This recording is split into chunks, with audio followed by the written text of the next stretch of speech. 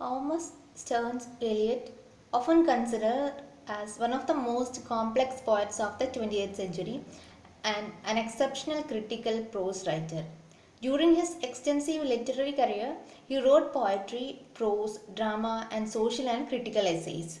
His notable works are Prufrock and Other Observations, The Waste Land, The Hollow Man, Ash Wednesday, Four Quartets, The Rock, Murder in the Cathedral, The Family Reunion, and The Cocktail Party. His critical works include Tradition and Individual Talent, Hamlet and His Problems, The Metaphysical Poets, The Use of Poetry and the Use of Criticism, Poetry and Drama, On Poetry and Poets.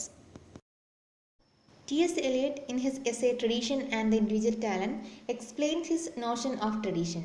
Tradition is not the blind devotion towards previous generation, neither imitation nor mere repetition. According to T.S. Eliot, the word tradition does not mean the pursuit of the ways of the immediate generation before us.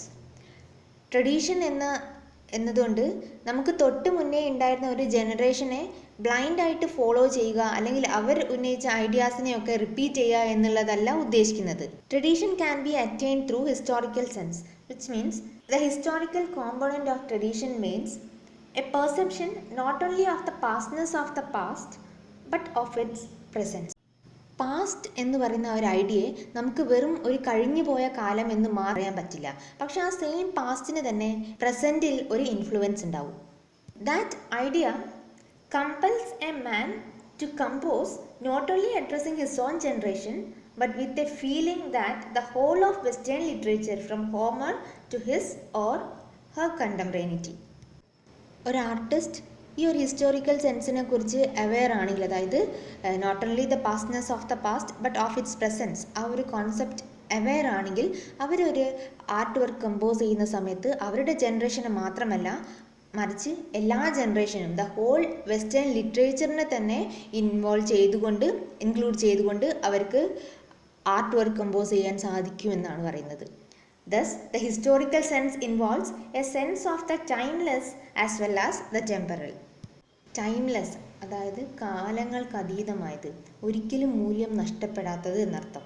And temporal, വളരെ നൈമിഷികമായത്. ഈ രണ്ടിൻ്റെയും ഒരു അവബോധമുള്ള എന്നതാണ് historical sense കൊണ്ട് ഉദ്ദേശിക്കുന്നത്.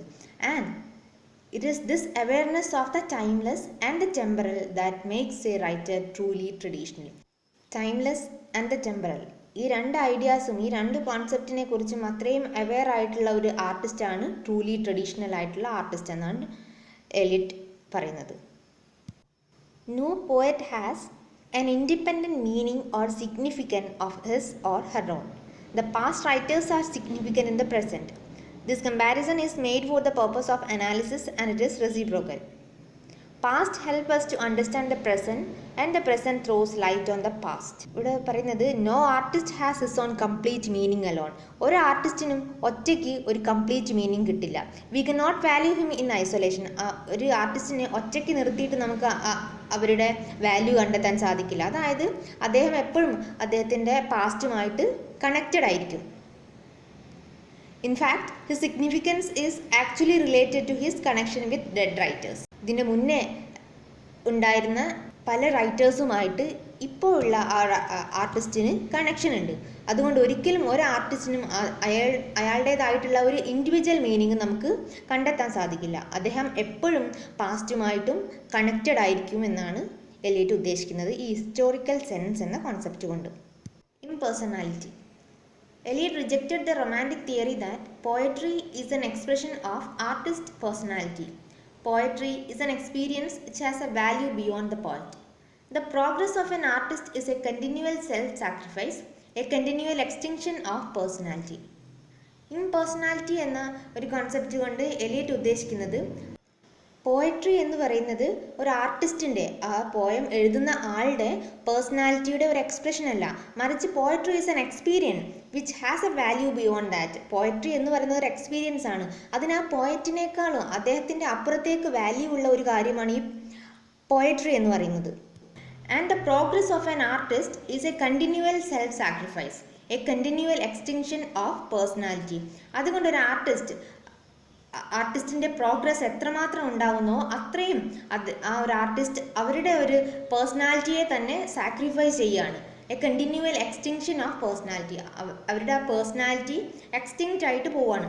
ഒരു artistic വർക്കിൽ ആ എഴുതുന്ന ആളുടെ പേഴ്സണാലിറ്റി ഉണ്ടാവുകയില്ല.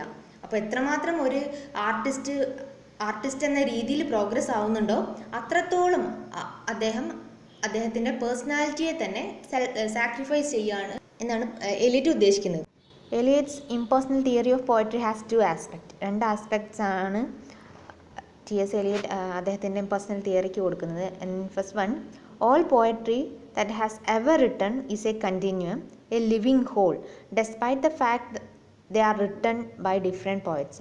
ഒരു പോയട്രി എഴുതപ്പെട്ട് കഴിഞ്ഞാൽ അതൊരു തുടർച്ചയാണ് എന്നാണ് പറയുന്നത്. അത് പല ആർട്ടിസ്റ്റാണ് എഴുതിയതെങ്കിൽ കൂടെ അതൊരു കണ്ടിന്യൂമാണ്, എ ലിവിങ് ഹോളാണ് എന്നുള്ളതാണ് ആദ്യത്തെ point. Then second, the special relationship of a poem to its author.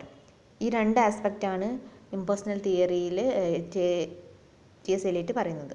Eliot states in his tradition and individual talent the poet has no personality to express but a particular medium which is only a medium and not a personality, in which impressions and experiences combine in peculiar, unexpected ways.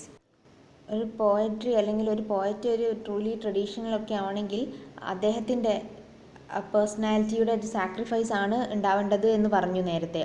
അതുകൊണ്ട് തന്നെ പറയാണ് പോയട്രിയിൽ പോയറ്റിൻ്റെ on പേഴ്സണാലിറ്റിക്ക് അങ്ങനെ പ്രത്യേകിച്ചൊരു importance ഇല്ല. Because poet has become A mere medium four expression. ഒരു എക്സ്പ്രഷന് വേണ്ടിയിട്ടുള്ളൊരു just ഒരു medium മാത്രമാണ് poet എന്ന് പറയുന്നത്. ഈ കാര്യം എക്സ്പ്ലെയിൻ ചെയ്യാനായിട്ട് എലിയറ്റ് ഒരു എക്സ്പെരിമെൻ്റ് നടത്തുന്നുണ്ട്. എക്സ്പെരിമെൻ്റ് എന്ന് പറഞ്ഞാൽ ഒരു എക്സ്പെരിമെൻ്റ് എക്സാമ്പിളായിട്ട് വെച്ചിട്ട് അത് എക്സ്പ്ലെയിൻ ചെയ്യുന്നുണ്ട്. അതായത് പോയട്രിയിൽ പോയറ്റിൻ്റെ പേഴ്സണാലിറ്റിക്ക് ഇമ്പോർട്ടൻസ് ഇല്ല എന്ന് പറയാനായിട്ട്. Eliot introduces the analogy of platinum used as a catalyst. When a piece of platinum is introduced into a chamber containing oxygen and sulfur dioxide, the fusion immediately takes place. That is, the combination of oxygen and sulfur dioxide takes place only in the presence of platinum. But the piece of platinum remains unaffected, neutral and unchanged. Eliot പറയാൻ ഉദ്ദേശിക്കുന്നത് ഓക്സിജൻ്റെയും sulphur ഡയോക്സൈഡിൻ്റെയും ഒരു ചേംബറിലേക്ക് പ്ലാറ്റിനത്തിനെ catalyst ആയിട്ട് കൊണ്ടുവന്നാൽ, catalyst എന്ന് പറഞ്ഞാൽ ഉത്പ്രേരകമാണ്, ആ ഒരു reaction പെട്ടെന്ന് നടക്കാൻ വേണ്ടിയിട്ട് കൊണ്ടുവരുന്നതാണ് പ്ലാറ്റിനത്തിന്, ആ കാറ്റലിസ്റ്റിനെ. അങ്ങനെ കൊണ്ടുവന്നിട്ടുണ്ടെങ്കിൽ ആ ഒരു ഫ്യൂഷൻ പെട്ടെന്ന് തന്നെ നടക്കുകയും നമുക്ക് ഒരു പ്രൊഡക്റ്റ്, ഒരു അലോയ് കിട്ടും. പക്ഷേ ആ കിട്ടിയിട്ടുള്ള ആ ഒരു പ്രൊഡക്റ്റിന് പ്ലാറ്റിനത്തിൻ്റെ യാതൊരുവിധ സ്വഭാവം ഉണ്ടാവില്ല. എങ്കിൽ കൂടെ ആ ഒരു റിയാക്ഷൻ പെട്ടെന്ന് നടക്കാനായിട്ട് പ്ലാറ്റിനമായിട്ടുള്ള ആ കാറ്റലിസ്റ്റിൻ്റെ പ്രസൻസ് അവിടെ അത്യാവശ്യമാണ്. അതേപോലെ തന്നെയാണ് പോയട്രി എന്നാണ് എലിയറ്റ് പറയുന്നത്. According to Eliot, the mind of the poet is the shred of the platinum. It may operate on personal experiences, but personal experiences seldom have any substantial role in creating great art. ഇവിടെ ഇമോഷൻസും ഫീലിങ്സും കൂടെ കൂട്ടിയിട്ടാണ് നമുക്കൊരു poetry എന്ന work കിട്ടുന്നത്. ആ ഇമോഷൻസിലേക്കും ഫീലിങ്സിലും പോയറ്റിൻ്റെ മൈൻഡും ഒരു catalyst ആയിട്ട് വരുന്ന സമയത്താണ് നമുക്ക് പോയട്രി കിട്ടുന്നതെങ്കിലും ഉണ്ടായി വരുന്ന ആ ഒരു പോയട്രിയിൽ പോയറ്റിൻ്റെ ഇൻഡിവിജ്വൽ എക്സ്പീരിയൻസോ അദ്ദേഹത്തിൻ്റെ ഇമോഷൻസോ അല്ല ഉണ്ടായിരിക്കേണ്ടത് എന്നാണ് എലിയറ്റ് പറയാൻ ഉദ്ദേശിക്കുന്നത്.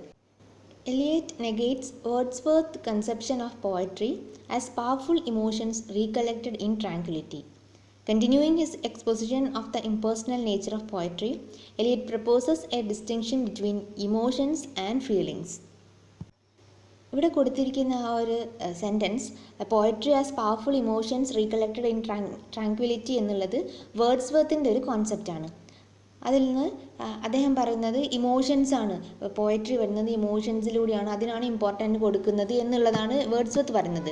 ആ ഒരു കോൺസെപ്റ്റിനെ ടോട്ടലി റിജക്റ്റ് ചെയ്തുകൊണ്ടാണ് എലിയറ്റ് പറയുന്നത്. അദ്ദേഹം ഇംപേഴ്സണാലിറ്റിക്കാണ് ഇമ്പോർട്ടൻസ് കൊടുക്കുന്നത്. എലിയറ്റ് അദ്ദേഹം പറയുന്നത് എക്സ്റ്റിങ്ഷൻ ഓഫ് പേഴ്സണാലിറ്റിയാണ് പറയുന്നത്. പോയട്രിയിൽ പോയറ്റിൻ്റെ പേഴ്സണൽ എക്സ്പീരിയൻസും ഇമോഷൻസും ഒന്നും ഉണ്ടാവേണ്ട കാര്യമില്ല എന്നുള്ള രീതിയിലാണ് എലിയറ്റ് പറയുന്നത്. According to Eliot, there is a difference between the artistic emotion and the personal emotions of the poet.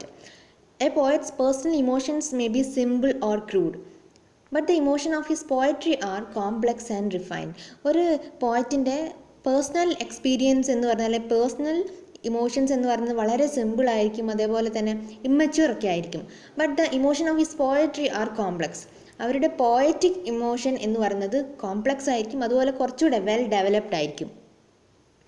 And a poet may express ordinary emotions, but he must impart to them a new significance and a new meaning.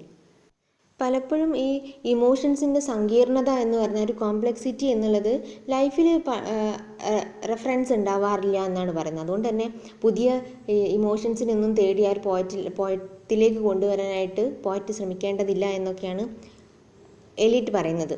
But this is not the final outcome of poetry. എന്തെല്ലാം ഇമോഷൻസിനെ കുറിച്ചൊക്കെ സംസാരിച്ചിട്ടുണ്ടെങ്കിലും ഈ ഒരു emotion മാത്രമല്ല, അതിലൂടെ ആ ഒരു ഇമോഷൻസിലൂടെ മാത്രം നമുക്കൊരു ഫൈനൽ പോയട്രി കിട്ടില്ല. Various feelings associated with words and images to contribute to the final effect. ഫീലിങ്സിനും കൂടെ ഇമ്പോർട്ടൻസ് ഉണ്ടെന്നാണ് പറയുന്നത്. While emotions are connected to experience. Emotions എന്ന് പറയുന്നത് എക്സ്പീരിയൻസുമായിട്ട് കണക്റ്റഡ് ആണ്.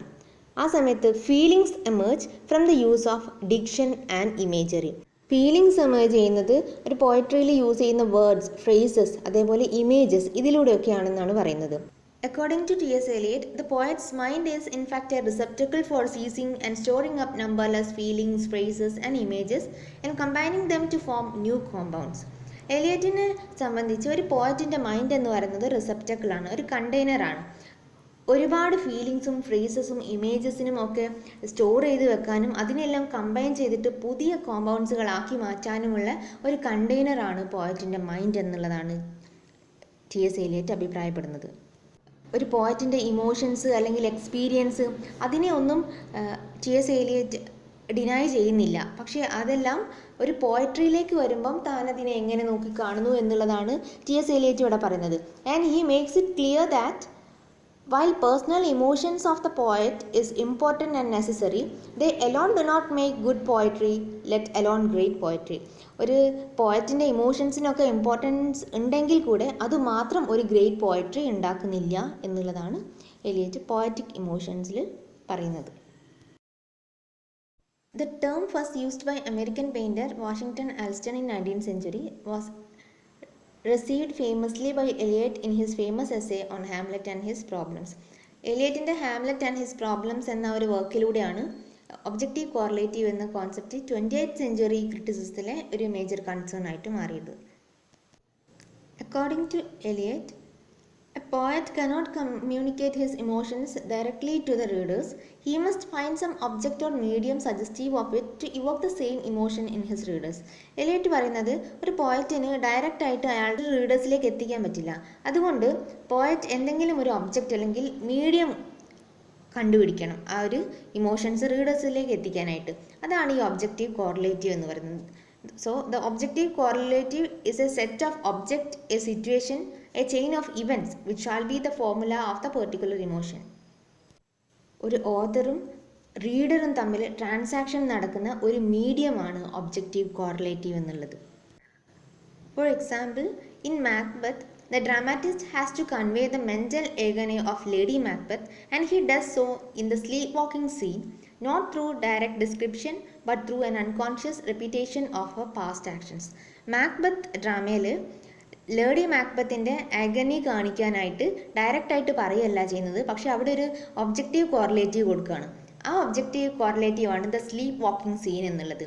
ആ ക്യാരക്ടറിൻ്റെ അത്രയും മെൻ്റൽ പെയിൻ ഡയറക്റ്റായിട്ട് അത് പറഞ്ഞു കൊടുക്കാതെ ആ ഒരു സീന് വെച്ചിട്ട് അതിലൂടെ റീഡേഴ്സിന് കൊടുക്കുകയാണ് ചെയ്യുന്നത്. അത് കണ്ണുകൊണ്ട് കാണുന്ന സമയത്ത് അത്രയും ഹാർട്ടിൽ അവർക്കത് ഉൾക്കൊള്ളാൻ പറ്റും എന്നുള്ളതാണ് ഈ ഒബ്ജക്റ്റീവ് കോറിലേറ്റീവിൻ്റെ ഉദ്ദേശം എന്നുള്ളതാണ് എലിയറ്റ് പറയുന്നത്. Dissociation of sensibility. The word dissociation means the state of separation or ഡിസ്യൂണിയൻ.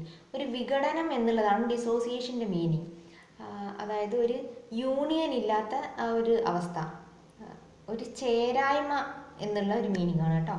And this phrase dissociation of sensibility occurs in Elliot's essay the metaphysical poet. The metaphysical poets എന്നുള്ള ഒരു വർക്കിലാണ് ഈ ഒരു ഡിസോസിയേഷൻ ഓഫ് സെൻസിബിലിറ്റി എന്ന phrase വരുന്നത്. And Eliot uses this phrase to describe the characteristic fault of 17th century poetry. 17th century പോയട്രിയിലുള്ള ഒരു fault ചൂണ്ടിക്കാണിക്കാൻ വേണ്ടിയിട്ടാണ് ഈ ഡിസോസിയേഷൻ ഓഫ് സെൻസിബിലിറ്റി എന്ന ഫ്രേസ് എലിയറ്റ് യൂസ് ചെയ്യുന്നത്. And the opposite of this phrase is unification of sensibility. Dissociation of സെൻസിബിലിറ്റീൻ്റെ just opposite ആണ് unification of sensibility. Unification എന്ന് പറയുമ്പോൾ ആ ഒരു യൂണിയനുള്ള അവസ്ഥയാണ്, ഒരു ഏകീകരണം എന്ന് നമുക്ക് പറയാം. And unification of sensibility according to Eliot is a direct sensuous apprehension of thought, a recreation of thought into feelings എന്നുള്ളതാണ്. സെൻഷ്യസ് എന്നതുകൊണ്ട് ഉദ്ദേശിക്കുന്നത് റിലേറ്റഡ് ടു സെൻസസ്, നമ്മളെ ഇന്ദ്രിയങ്ങളെയാണ് ഉദ്ദേശിക്കുന്നത്. അപ്പോൾ നമ്മുടെ മനസ്സിലുണ്ടാകുന്ന ചിന്തകളെയൊക്കെ നമുക്ക് ഇന്ദ്രിയങ്ങളിലൂടെ ഗ്രഹിക്കാൻ പറ്റുക എന്നുള്ളതാണ്. അവിടെ ഉദ്ദേശിക്കുന്നത് the fusion of thought and feelings എന്നുള്ളതാണ്. And such fusion of thought and feelings is good for poetry. ഒരു പോയട്രിക്ക് ഏറ്റവും മികച്ചത് എന്ന് പറയുന്നത് ആ ചിന്തയും അതേപോലെ ഫീലിങ്സും തമ്മിലുണ്ടാകുന്ന ഒരു ഫ്യൂഷനാണ്. ആ ഒരു സംഭവമാണ് യൂണിഫിക്കേഷൻ ഓഫ് സെൻസിബിലിറ്റി എന്നതുകൊണ്ട് ഉദ്ദേശിക്കുന്നത്, fusion of thought and feelings. അപ്പോൾ ഒരു പോയട്രിക്ക് വളരെ നല്ലത് എന്താണ് എന്ന് പറഞ്ഞു നമ്മൾ, യൂണിഫിക്കേഷൻ ഓഫ് സെൻസിബിലിറ്റി എന്നുള്ള ഒരവസ്ഥയാണെന്ന് പറഞ്ഞു. അങ്ങനെയാണെങ്കിൽ what is bad for poetry? Bad poetry result when there is dissociation of sensibility. അവിടെ തോട്ടിനും ഫീലിങ്സിനും തമ്മിൽ ഒരു യൂണിയൻ ഇല്ലാത്ത ഒരു അവസ്ഥ വരിക എന്നുള്ളതാണ് ഡിസോസിയേഷൻ ഓഫ് സെൻസിബിലിറ്റി എന്നതുകൊണ്ട് ഉദ്ദേശിക്കുന്നത്. That is the poet's inability to feel his thoughts. ഒരു പോയറ്റിന് അദ്ദേഹത്തിൻ്റെ ചിന്തകളെ ഫീൽ ചെയ്യാൻ പറ്റാത്ത ഒരു അവസ്ഥ, അല്ലെങ്കിൽ അതിന് ആ ഒരു പോയറ്റ് ക്യാപ്പബിൾ അല്ല എന്നുള്ള ഒരു അവസ്ഥയാണ് dissociation of sensibility. When the poet is unable to convert his thought into feelings, the result is dissociation of sensibility, a split between thought and feelings, and the result is a bad poetry. A poet may have best ideas to communicate, but they serve no purpose unless they are expressed as feelings. ഒരു പോയറ്റിന് അദ്ദേഹത്തിൻ്റെ ഉള്ളിൽ ഒരുപാട് ideas ഉണ്ടാകും, ഒരുപാട് തോട്ടുകളൊക്കെ communicate ചെയ്യാനുണ്ടാകും. പക്ഷെ അതൊന്നും വളരെ നന്നായിട്ട് എക്സ്പ്രസ് ചെയ്യാൻ ആ പോയറ്റിന് പറ്റിയില്ല എങ്കിൽ അത്രയും ചിന്തകളും ഐഡിയാസും ആശയങ്ങളും എല്ലാം അദ്ദേഹത്തിൻ്റെ മനസ്സിലുണ്ടായിരുന്നു എന്നുള്ളത് കൊണ്ട് യാതൊരു അർത്ഥവും ഇല്ല, യാതൊരു കാര്യവും ഇല്ല എന്നുള്ളതാണ് ടി.എസ്. എലിയറ്റ് പറയുന്നത്. സോ എലിയറ്റ് പറഞ്ഞിരിക്കുന്നത് ഡിസോസിയേഷൻ ഓഫ് സെൻസിബിലിറ്റി എന്ന് പറഞ്ഞാൽ that disunion or the split between thought and feelings എന്നുള്ളതാണ്. And that result in a bad poetry. ആ ഡിസോസിയേഷൻ ഓഫ് സെൻസിബിലിറ്റി ഉണ്ടാവുകയാണെങ്കിൽ അവിടെ ഒരു ബാഡ് പോയട്രി ഉണ്ടാവും. അതേപോലെ തന്നെ യൂണിഫിക്കേഷൻ ഓഫ് സെൻസിബിലിറ്റി എന്ന് പറഞ്ഞാൽ അത് ഒരു ഗുഡ് പോയട്രിക്കാണ് കാരണമാകുന്നത്.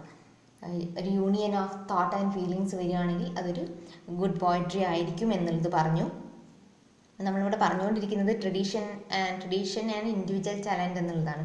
ഒരു പോയറ്റിന് അദ്ദേഹത്തിൻ്റെ സ്വന്തം ടാലൻറ്റും അതേപോലെ തന്നെ അദ്ദേഹം എത്രമാത്രം ട്രഡീഷനെ കൂടെ അതിൻ്റെ കൂടെ ഇൻഫ്ലുവൻസ് ഉണ്ടായിരിക്കണം എന്നുള്ളതായിരുന്നു പറയുന്നത്.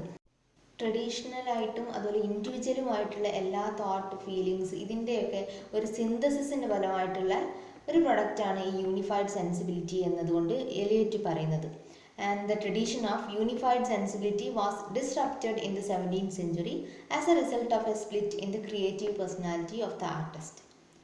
പക്ഷേ ഈ ഒരു യൂണിഫൈഡ് സെൻസിബിലിറ്റി എന്ന് പറയുന്ന ട്രഡീഷൻ 17th സെഞ്ച്വറീസിൽ ഇല്ലാതെയായി.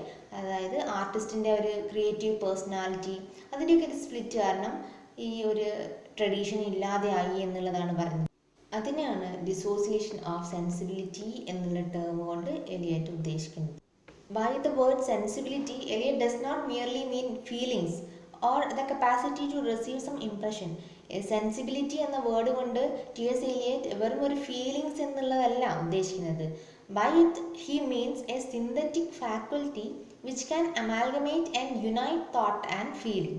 തോട്ടിനെയും ഫീലിങ്സിനെയും തമ്മിൽ യുണൈറ്റ് ചെയ്യാൻ സാധിക്കുന്ന ഒരു ക്രിയേറ്റീവ് ഇമാജിനേഷനെയാണ് ആക്ച്വലി ടി.എസ്. എലിയറ്റ് സെൻസിബിലിറ്റി എന്ന വാക്കുകൊണ്ട് ഉദ്ദേശിക്കുന്നത്. ട്രഡീഷൻ ആൻഡ് ഇൻഡിവിജ്വൽ ടാലൻറ്റിൽ ഇത്രയും കാര്യങ്ങളാണ്